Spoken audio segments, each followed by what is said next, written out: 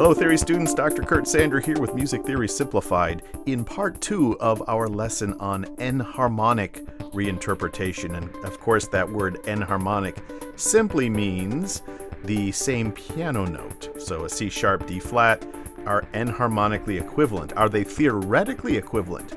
Absolutely not. And that's the key to understanding enharmonic reinterpretation, because accidentals matter. Whether it's a sharp or a flat has significance, because what we're looking at really here is voice leading, and how voice leading can change based on how we view the spelling of a particular chord. So we're going to cover a lot of territory today and a lot of twists and turns, but hopefully by the end you start to understand the process of how we can take a chord that sounds one way in one key and sounds differently in another key. Let's begin with a little bit of review about what we covered in part 1. Here we have a fully diminished 7th chord built on F sharp. It's pretty easy to see how this is simply a 7 diminished 7 of a G chord. Because we're in the key of G major, this is diatonic except for the E flat, which is a modal borrowing of the lowered 6th scale degree. A simple reinterpretation of the E flat as a D sharp can show us how we can use this same chord to tonicize the note E, or the E major chord. In this case, it would be a 7 diminished 6/5 of E. But what if we saw a different resolution of this chord? How would we interpret it? Well, we know that in the key of G, this is a 7 diminished 7.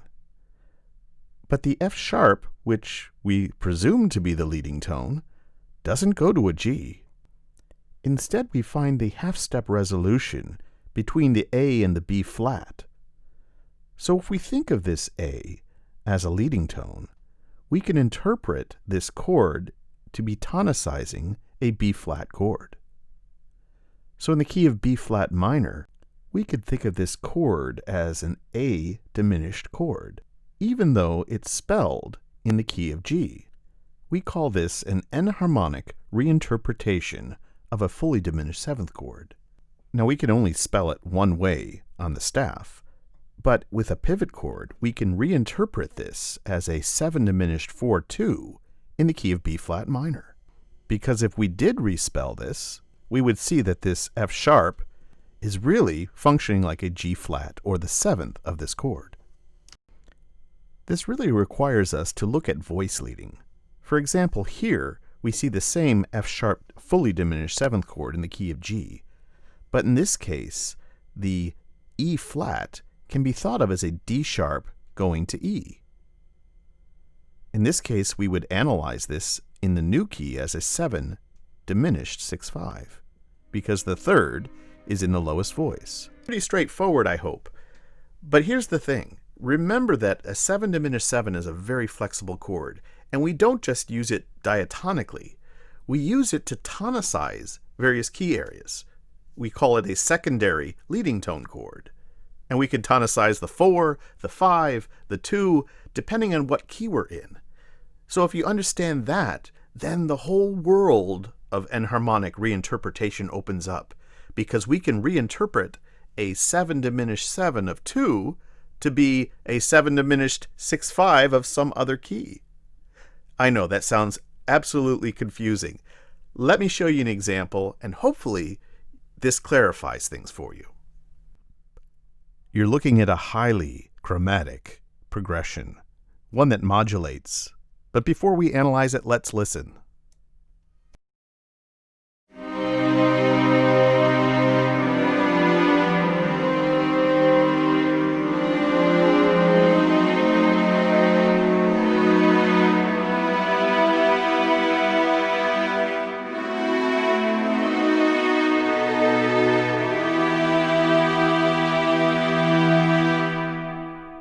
Music that stirs the soul, no doubt. But let's push pause and see how much of this you can analyze, including the 2 keys that this excerpt lives in. When you're ready, push play. If we analyze the key relationships, we can see that the beginning starts off in C minor and we end in E minor. And if we look at just the first basic progressions, it's fairly standard, both at the beginning and at the end. So somewhere in the middle here is where that modulation is taking place. This first chord here in the third measure is spelled F sharp A C E flat, which in the key of C minor is simply a 7 diminished 7 of 5. This next chord is a dominant seventh built on the note B, and we know that the B7 would tonicize an E natural, which doesn't exist in the key of C minor. But it does exist in the key of E minor. It would simply be a 5-4-3, which we would expect then to go to a 1-6 in E minor. So if that chord doesn't exist in C minor, then the modulation has to be taking place here. So the question is, how do we interpret this fully diminished seventh chord in the key of E minor? Here's where you have to look at voice leading. We know that we're eventually arriving on an E minor triad here in the fourth measure, and we know this D sharp of the 5-4-3 is functioning like a leading tone to E. So it would make sense that we could rethink this E flat as a D sharp in the new key. And if we do that, we can rethink of this chord as D sharp, F sharp, A, C, a 7 diminished 7 in first inversion. In the key of E minor, this would be a 7 diminished 6-5. This is a great example of how we can take a secondary leading tone chord and reinterpret one of its chord members to be a leading tone to bring us into a new key. So that was a pretty straightforward progression, but I think you get the idea of how we can use secondary leading tone chords as enharmonic reinterpretations to get us into just about whatever key we want to go into. Just by changing the enharmonic spelling of a chord, we can perceive it to be something else. It can fulfill a different purpose. It can take on a completely different character. Do you ever wish sometimes that people could enharmonically reinterpret your actions?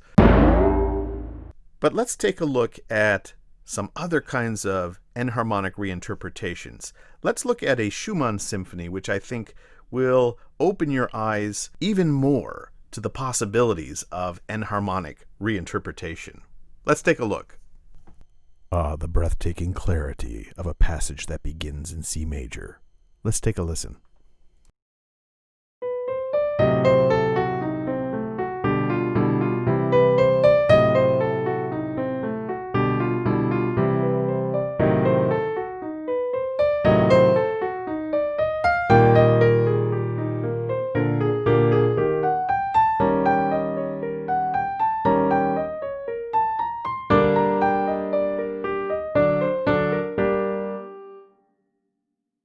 So the first step in analyzing a passage like this is to understand what key areas we're moving into. We start off in C major and then have a cadence here in E flat major and then at the end in G minor. In all three cases, we have chromatic chords that occur prior to the cadences in these three key areas. Let's look at this one first. The notes of this chord spell out a fully diminished seventh chord based on F sharp, which is a simple tonicization of the 5. So this would be a 7 diminished 6-5 of 5, which heads here to the 5 chord, and then to the 1. But here in the second system, we get the reappearance of that same chord, F sharp, A, C, E flat. But we know there's a modulation taking place over here, and so how can we analyze that chord to fit in the context of E flat major? Here's where voice leading can narrow down the possibilities. Remember, we're going to be looking for that leading tone motion, the half step resolving up. Now we certainly can see this F sharp going up to this G here, but that's not a G minor chord. It's actually a cadential 6-4 leading us into E flat major. So what we really need to be looking at is comparing this chord to this chord and seeing where that half step motion lies. If you look carefully, you can see that the A moves up by a half step to B flat. It's clear how we would label this in the key of C major because we just saw this chord. But how would we enharmonically reinterpret this chord as a Roman numeral in the key of E flat? Well, we have to think of that A as the leading tone and spell our fully diminished seventh chord off of A. By doing this, we get A, C, E flat, and instead of F sharp, we can think of that as an enharmonic G flat. So if you were thinking only in the key of E flat major and you came across a root position A fully diminished 7th chord, your logical choice would be to call this a 7 diminished 7 of 5, which is exactly what it is in the key of E flat. Now let's move to our final chromatic chord. Remember, we're moving into G minor, so any analysis that you write here should take that into account. Plus, we're coming from E flat major, so that needs to be part of the equation as well. Push pause and see if you can analyze this on your own, but be careful, you may run into some surprises. When you're ready, push play again. I bet you got half the answer right. Well, let's look at it from the perspective of G minor. You might think this is a fully diminished 7th chord like the other two, but you'd be wrong because we can't spell minor thirds all the way up. C sharp to E flat is not a minor third. It's actually a diminished third. Now, that could give you some clue as to what we're dealing with, because a diminished third inverted becomes an augmented 6th. So if we're thinking about augmented 6th now, think in G minor. We've got C sharp, which is the sharp 4. We've got E flat, which is the flat 6. We've got G, which is the tonic or do.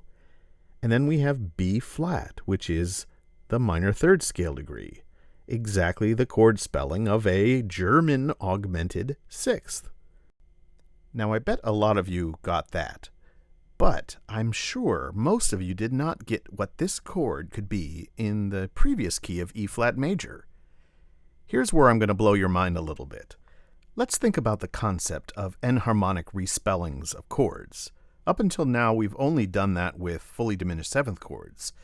But what if we took this chord and we respelled the C sharp to be a D flat? Push pause and see if you can come up with the answer.